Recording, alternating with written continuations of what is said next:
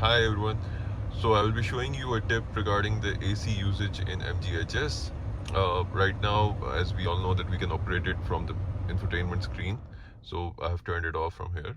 But in case you're watching something or you're listening to the radio or you're using Apple CarPlay, so if your screen is busy, so what you can do is you can click the AC button over here for 20 seconds or less than 20 seconds, and the AC will be turned on automatically, and it would be turned on the last setting you had. So if you go over here, you change the setting, and then you can also turn it off from here. So if you press it for around 5 seconds, it would turn off.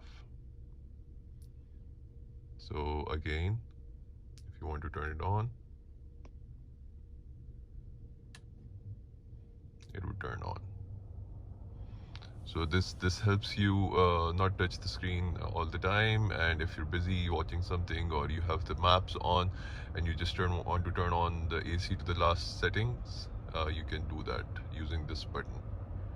Thank you for watching the video. Thank you.